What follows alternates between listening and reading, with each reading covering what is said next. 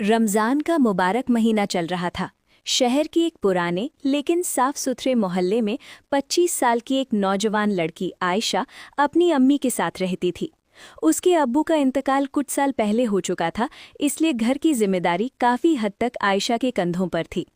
आयशा तालीम याफ्ता, शरीफ और दीनदार लड़की थी। वो एक छोटा सा ऑनलाइन टेलरिंग बिजनेस चलाती थी और अल्लाह के फजल से उसकी कमाई ठीक ठाक हो जाती थी।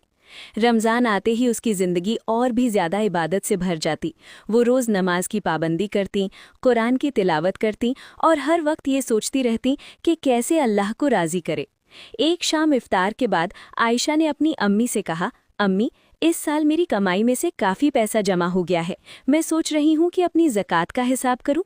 अम्मी ने मुस्कुराते हुए जवाब दिया, बेटा, अगर तुम्हारे पास निसाब के बराबर माल है और एक साल गुजर चुका है तो ज़कात फ़र्ज़ होती है। ज़कात देने से माल कम नहीं होता बल्कि और बरकत होती है। ये बात आयशा के दिल में उतर गई। उसने अपनी सेविंग्स का हिसाब किया और समझ गई कि उस पर ज़कात फ़र्ज़ हो चुकी है। उसने नियत की कि वो सिर्फ फ़र्ज़ अदा नहीं करेगी बल्कि खुशी और इखलास के साथ देगी। मोहल्ले में ही एक बूढ़ी खाला अपने 2 छोटे नवासों के साथ रहती थीं। उनके घर की हालत देखकर अंदाज़ा हो जाता था कि वो तंगदस्ती में हैं।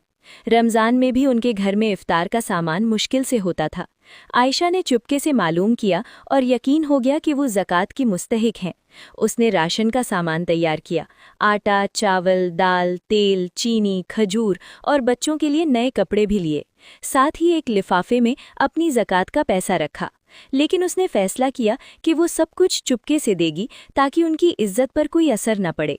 एक रात जब अंधेला हो चुका था, आयशा और उसकी अम्मी ने जाकर खामोशी से उनके दरवाजे के पास राशन रख दिया और हल्की सी दस्तक देकर साइड में हो गईं। जब बूढ़ी खाला ने दरवाज़ा खोला और सामान देखा तो उनकी आंखों में आंसू आ गए। वो आसमान की तरफ देखकर बोली, या अल्लाह, तूने हमारी मदद फरमा दी। दूर खड़ी आयशा ये मंजर देखकर रो पड़ी, लेकिन उसके आंसू गम के नहीं, सुकून के थे। उसने महसूस किया कि असल खुशी लेने में नहीं, देने में है। रमज़ान के आखिरी दिन जब आयशा दुआ के लिए हाथ उठाकर बैठी तो उसने कहा, या अल्लाह, मेरी ज़कात कबूल फरमा और मुझे हमेशा ज़रूरतमंदों की मदद करने की तौफीक अता फरमा।